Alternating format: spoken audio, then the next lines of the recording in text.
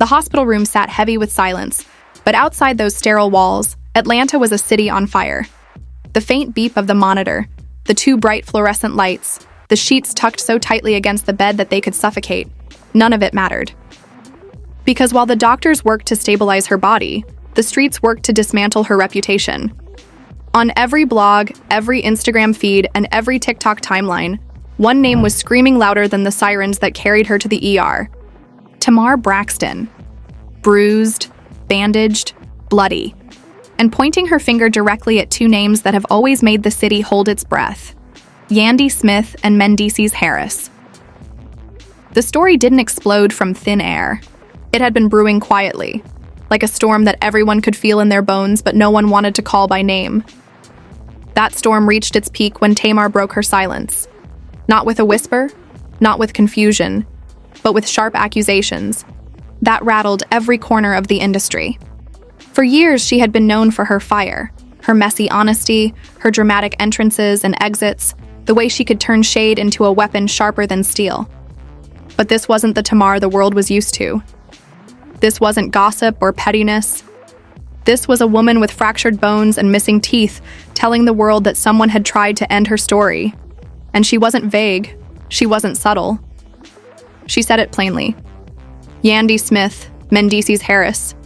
They know what happened to me. It all started harmlessly, at least on the surface. A dinner at Ruth's Chris.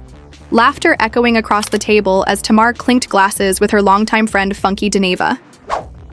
For social media, the night looked picture perfect. Smiling faces, well-lit selfies, little clips uploaded to Instagram. Stories to prove that life was still glamorous even in the face of chaos. But those carefully curated images were nothing more than smoke and mirrors, because the moment Tamar walked into V12 Lounge, the tone of the night shifted from playful to dangerous. And sitting in that dim, shadow-soaked club was a man who, as Itau, built his legacy on one thing: silence. Mendeecees Harris. The same Mendeecees who sat through reunions without lifting his voice, who watched women destroy each other on national television without so much as blinking, who built a reputation, not on words, but on his refusal to utter them. For years, his silence had been protection, his survival. But on this night, his silence wasn't a shield. It was gasoline. Eyewitnesses swore he was too close to Tamar, leaning in too far, brushing his hand against hers, whispering words that didn't sound innocent. To the crowd, it looked like more than just casual conversation. It looked like intimacy, like tension stretched too tight. And in that room, in that exact moment, the one woman whose name has always followed him like a shadow stepped into the scene. Yandy Smith. She didn't need to scream. She didn't need to throw a glass. She didn't even need to announce her arrival. Her presence shifted the entire room. People said you could feel her before you could see her. The hush that fell over the crowd, the way the DJ seemed to lose the beat for a second, the tightening in everyone's chest. Yandy had entered, and suddenly all eyes darted between Tamar, Mendeecees, and Yandy. The triangle no one wanted to acknowledge was now center stage. What happened next has been told 100 different ways, but every version leads to the same conclusion. It ended in blood. Some witnesses swore Tamar laughed too loudly, trying to cover the unease that clung to her skin. Others claimed Yandy approached calmly, her voice soft but her gaze sharp enough to cut glass. What no one denies is that words were exchanged. "You got a problem?" Tamar allegedly snapped, her voice slicing through the bass line pounding from the speakers. "Do I?" Yandy replied, her smile polished but her tone loaded, the kind of calm that made the entire room hold its breath. Phones shot into the air. Security edged closer but didn't intervene. And through it all, Mendeecees sat still, silent, watching. Tamar's voice rose, her tone venomous, her shade turning into daggers. "You think you own him?" she allegedly hissed, and that was the breaking point. What happened next blurred into chaos. Some said a glass shattered. Others swore a table was shoved. A few claimed Tamar swung first. But in the noise, in the blur, one name tore through like thunder: Kesha, cousin Kesha. For fans of love and hip-hop, the name carried weight. Kesha wasn't just a cousin, she was a weapon. The same cousin who once stormed the reunion stage laying hands on Mendeecees' ex while Yandy sat perfectly composed. Kesha, the enforcer, the shadow that handled the dirty work so Yandy never had to stain her own image. So when Tamar was found hours later, bloodied, broken, missing teeth, fans didn't hesitate to connect the dots. Tamar clashed with Yandy. Yandy doesn't swing. Kesha does. By morning, the whispers became headlines. And then came the words that turned gossip into gospel. Tamar herself, posting from her hospital bed. I almost died. I woke up in a pool of blood. My nose fractured. My teeth gone. I don't even remember what happened to me. The internet combusted.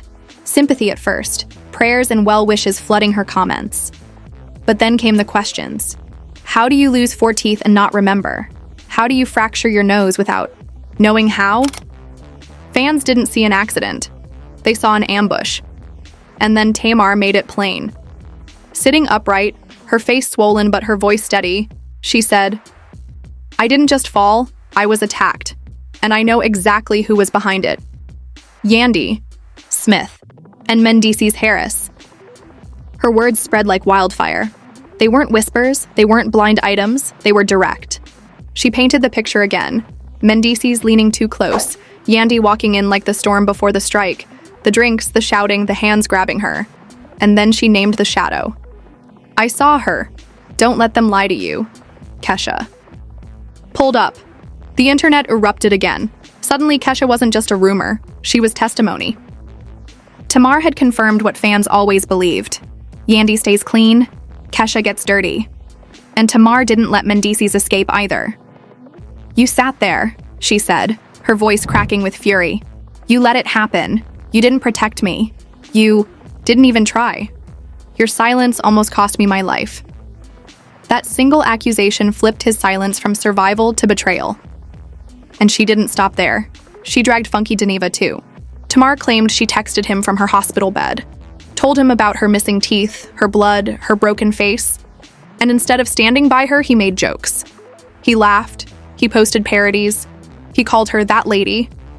Tamar spat the words with disgust. After everything, I wasn't even Tamar to him. I was just that lady. In that moment, every name burned. Yandy Smith, Mendeecees Harris, cousin Kesha, Funky Deneva, and none of them looked innocent anymore. The moment Tamar Braxton's bloody hospital confession hit the internet, the entire city shifted. Streets buzzed louder than sirens, group chats lit up, podcasts rushed to go live, and bloggers scrambled to upload before their competitors. For the first time in years, Tamar wasn't trending for a song, a messy breakup, or a social media meltdown. She was trending because she had survived something that felt like a setup, and she had named her attackers out loud. The internet wasn't asking, what happened? Anymore. The question was sharper. Did you hear what Tamar said? She named Ice, Yandy Smith. She said Mendeecees Harris sat there. She swore Kesha pulled up. Those words echoed on every corner of Twitter, TikTok, and Instagram until they no longer felt like allegations. They felt like truth. At first, Yandy tried her usual playbook, silence. She filled her feed with curated family moments, polished captions about blessings, sunny videos of her children playing in the yard. For years, that strategy had worked. Her silence kept her reputation clean, while others drowned in their own noise. But this time, the silence backfired. The comments beneath her posts turned brutal. Fans who once sent prayer hand emojis now dropped clown faces, knives, and fire emojis. Her own followers became a courtroom, demanding answers she refused to give. Where's Kesha, Yandy? One asked under a photo of her smiling with her daughter. If Tamar's lying, sue her, another wrote beneath a sponsored ad. Every caption became cross-examination, and every second she stayed quiet made her look more guilty. Silence, once her shield, had become a sword cutting back at her. Meanwhile, Mendeecees faced heat like he'd never seen. His silence was once viewed as strength, a way of avoiding traps. Now, thanks to Tamar's hospital words, silence looked like complicity. Old clips resurfaced. Him sitting still while women screamed, swung, and sobbed on set. Once those clips felt neutral, Now they were receipts. Fans posted them with captions like, "This is what Tamar meant. He always lets women bleed around him." A viral tweet cut the deepest. Silent men are the most dangerous. Mendeecees built his empire on silence, but this time that silence almost killed somebody. And the replies? Thousands of retweets, thousands of comments agreeing. Tamar had shifted his entire narrative with one sentence. "You left me to die." The longer Tamar stayed in the hospital, the louder her voice carried. With her face swollen, her teeth gone, her nose stitched, she should have been quiet. But Tamar has never been built for silence. From her hospital bed, she spoke again and again, doubling down each time. She described the way Yandy entered the lounge, her eyes locked on Tamar with a stare so cold it cut through the music. She described the way Mendeecees leaned into her space, whispering, touching, creating tension. She described the moment everything exploded. The shouting, the drinks in the air, the hands that grabbed her. And each time she told the story, she added the same confirmation. Kesha pulled up. "I saw her." Fans didn't need more proof. They remembered Kesha. They remembered her storming a reunion stage years ago. They remembered Yandy staying pristine while her cousin did the dirty work. Tamar wasn't just telling her own story. She was tapping into a pattern that the audience already believed. That's why her voice stuck. It wasn't just accusation. It was recognition. The backlash grew wider when Tamar dragged Funky Dinova back into the fire. She revealed a screenshot of the text she claimed to have sent him the morning after the club. "I'm missing 4 teeth. My nose is broken. I don't even remember what happened." The timestamp matched perfectly with the hours after she was admitted. And then came his response, or lack of it. Instead of rushing to her side, instead of standing by her, he posted jokes. He cracked parodies. He refused to even say her name. "He called me that lady," Tamar repeated bitterly in one of her hospital videos.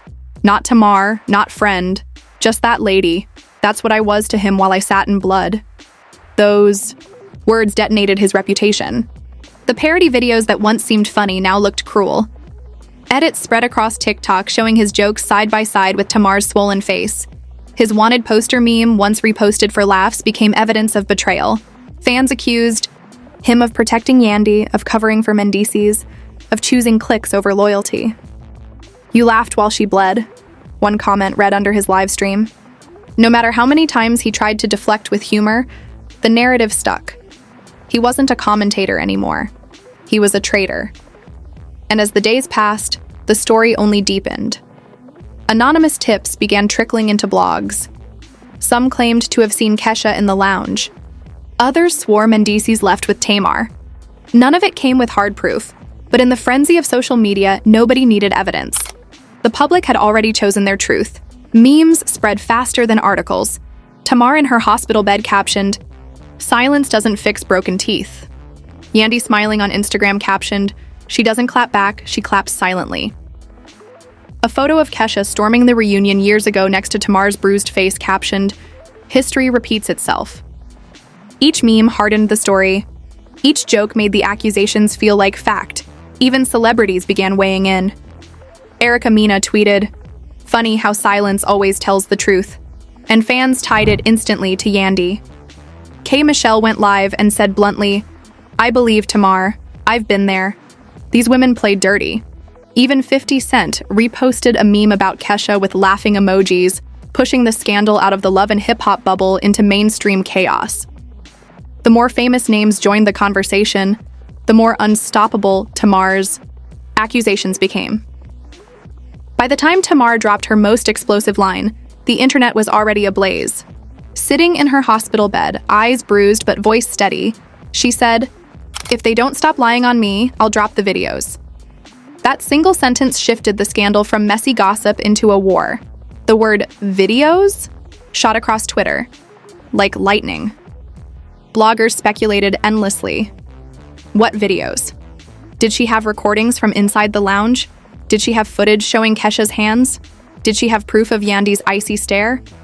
The loudest theory was brutal, that Tamar had proof of Mendeecees standing silent, letting it all happen. Nobody knew what was on those alleged tapes, but everyone believed she had them. And suddenly, Yandy's silence wasn't just suspicious. It was terrifying. Yandy finally broke her silence, but only slightly. She posted a single Instagram story, a black screen, white text. "Don't believe everything you hear. God fights my battles." 12 words, nothing more. The internet shredded her. Translation, guilty. One fan tweeted. "God doesn't fight your battles, Kesha does," another wrote. Her comments filled with knife emojis, fire emojis, and the hashtag Kesha pulled up. The cryptic post didn't save her. It buried her further. And then Tamar came back again, sharper than ever. In a new video, she stared into her phone and said, "I watched him sit there. I watched him let it happen. Mendeecees Harris, you didn't say a word. You didn't stop it. You didn't protect me. You left me to die." That line spread like scripture. Fans repeated it in every comment, every video edit, every tweet. TikTok creators looped her voice over slow-motion footage of her bruised face. On Twitter, one user wrote, "Mendeecees Harris is worse than Yandy. At least Yandy fights for what's hers. He just watches women bleed." Another said, "Silent men are the most dangerous. Tamar Braxton just ripped the mask off his silence. The oi." Narrative had shifted. Tamar wasn't just messy. She was a survivor, bleeding but unbroken, speaking a truth too dangerous to bury. And Yandy, Mendeecees, Kesha, and Funky Deneva were all drowning in the noise of her voice.